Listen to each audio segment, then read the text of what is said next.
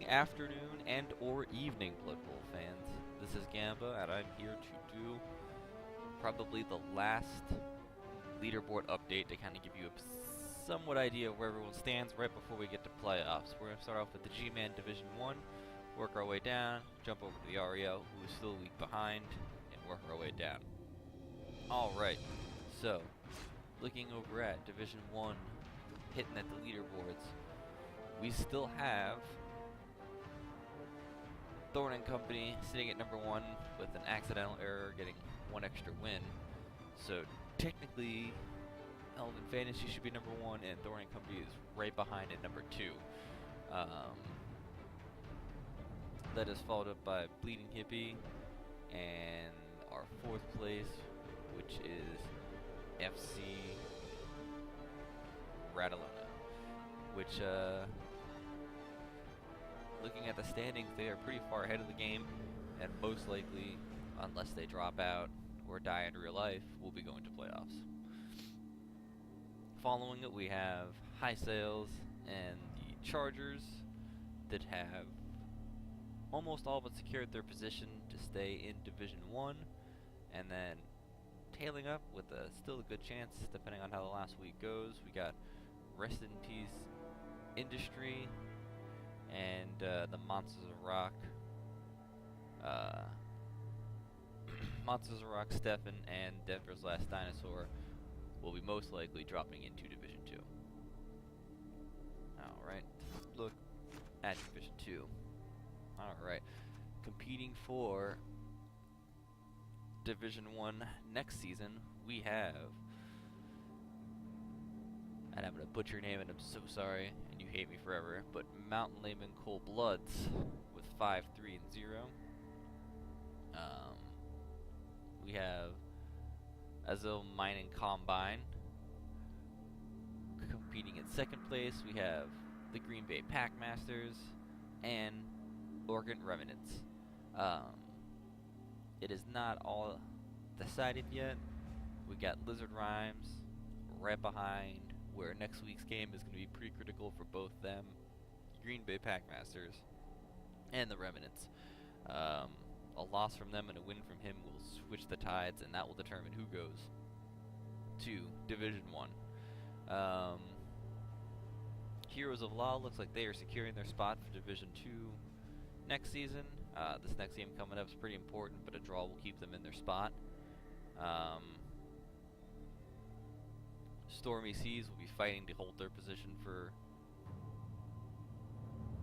will be fighting to try to get into Division 1. They're going to need to have a win and rely on Heroes to lose.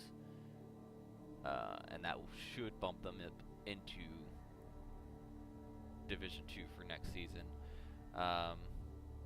Overwall's Olympians is kind of in a similar position, but he'd have to rely on Stormy Seas to also lose to get his bump.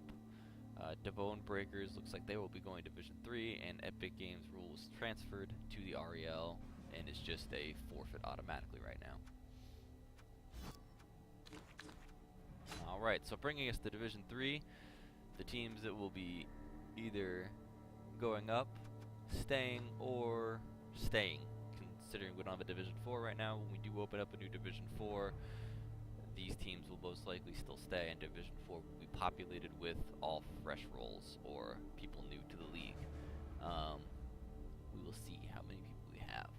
So, we have Dorfection at 1st place, running away with it, guaranteed. Looks like going into Division 2 next season. Midsummer Nights, with sitting pretty in, looking like he's going to Division 2. Right behind him, right at Ratadote, fighting for the 3rd place spot.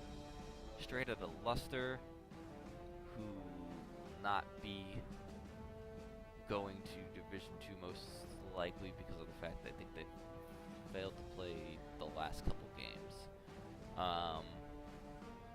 Toast Guy will most likely be taking his spot, putting Error right above one position up higher, making that third place spot with Reddit really important following on this next game, seeing as they are right next to, oh, hello kitten, right next to the danger zone, as I'm going to say.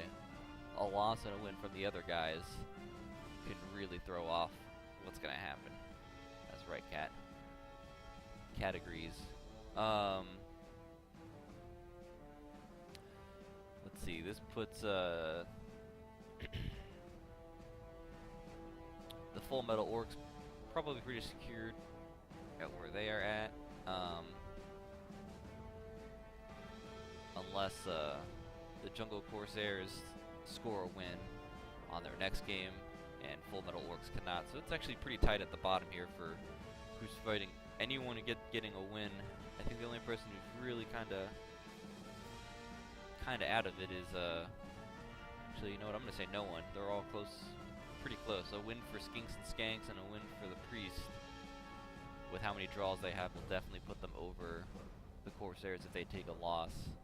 And if Full Metal doesn't get a win too, even though he's got substantially more draws, it still gives you points. It's going to be a tough fight to get out, considering I'm pretty sure Don, after this week, if he misses his game, is a forfeit and will be an auto win. So that takes us out of the G-Man. We are going to jump right into the REL. Alright, we are starting Division 1 there on Week 7, finishing up going to Week 8. So let's take a look at the quick leaderboards. Alright, so our last year's victor, Cricket So Horny, still in the lead, 5-0-1. Followed up by Tilly the Dota All-Stars. Following up strong behind them is Luminous with the Pastry Pest, Spoony Bard with Baldur's Gate, and yeah, scratching a head. And that is our top 4. The top 3 are pretty secure. I mean, it's going to take some severe losses to really shake that boat. But Spoony Bard and Emojis and Alpha Sigma Sigma are really fighting for the playoffs. A loss on any one of them and a win on any of them is going to probably shift those tides. Also with Provocative Protagonists are in that same boat where they can make a move. The Lizardmen most likely looks like they are going to get bumped out. And Score Masters of Hoth and Fire Breathers are also in a pretty bad spot where they will most likely be dropping to Division 2. Radio. Alright. There's still a couple weeks though, so let's see what happens. Going over into Division 2. I can't say it's early anymore because the main season's almost over. Alright. So, Division 2, we have a clear, decisive winner. The USS Solurco REL chapter is definitely going to Division 1 undefeated. Kudos to you. You have been kicking butt and taking names.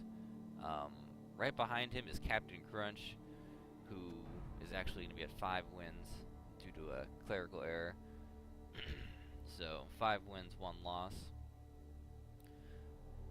Right behind him is the Red Ones Go Faster, and Soul of Dragonfire with Brentacula. Or Brett-Tackle, I'm sorry. Metallica with Brett's. They pretty much have run away with it, unless there's some real, like I said, fatal errors or anything like that. Most likely those are the 4 that will be going up to Division 1 next season, unless obviously, like I said, they don't sign up or they die. There's only like 3 weeks left. It's possible if they lose all 3 of their matches and Team Happy, the Borden Ballers win all 3 of their matches. Well, even if the Borden Ballers wins all 3 of their matches and they lose all 3 of their matches, they'd still be above them. So for Team Happy, there's still hope. You just have to hope that Soul of Dragonfire or the Red Ones Go Faster lose all 3 of their next matches. Moving down to people who've secured their place in Division 2. Team Happy in 5th place, and the Borden Bombers in 6th. Take a quick look, because I think they may have been bumped. Yes, the Borden Bombers have been bumped, and so has Spurs. So they will be getting bumped, and they will be getting bumped, putting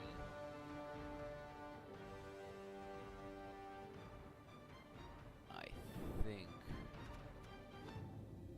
1 second here. Yeah. So only 2 people will actually be getting bumped down. 2 people fighting for the very last spot are Epic Games Rules, Ib, Half Mutant Gobs, and Proto Jazz are all fighting for the bottom spots about being bumped. Since we have two boots for this division, which is always sad to see. Alright. So Division 3, our final division for the REL. Let's take a quick look at the leaderboard. Alright. We have, in first place, almost undefeated, a brand new Chaos team that has been leading this New Day co-op for Kool-Aid Convoy, and total kudos to you, man. It is hard to roll a fresh roll Chaos team and do work. So, first place, definitely going up to the next division. After that, we have the Ordinary Gents with Humans. Love seeing Humans kick it off. Tied with the Handsome Jacks Humans for third, and following it up is the Black Coats. Still in very much the danger zone, all of them. Harlequins, there was a technical error, actually does not have a draw, is going to be 4-1 and 1, which puts, really quick math, will actually put him in the 4th bottom spot for going up, and the Black Coats right under him. So, still super close for any one of them. Who's going to get bumped and who's going to stay. And still very close for coaches like Frog 4 and the Green Beans. It's going to be, if they can finish up straight wins with the seasons and someone gets a loss, which is not all that unlikely, they too can ascend to the Division 2.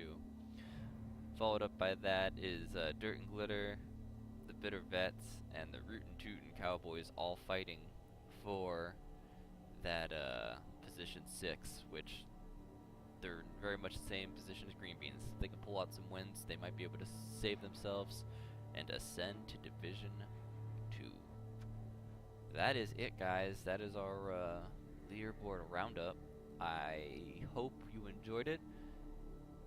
So I will see you guys around. Sorry that I have not posted so many commentaries lately. Work's picked up and spending some time with the missus, but I'll try to get them out, and I definitely will have all the playoff videos and the Super Bowl commentary, hopefully with a grand cast of commentators. Yes, I did say terrors. Also, I have a surprise that I will put up on YouTube probably at the end of the Super Bowl with a really cool video. Till then, you kids stay classy.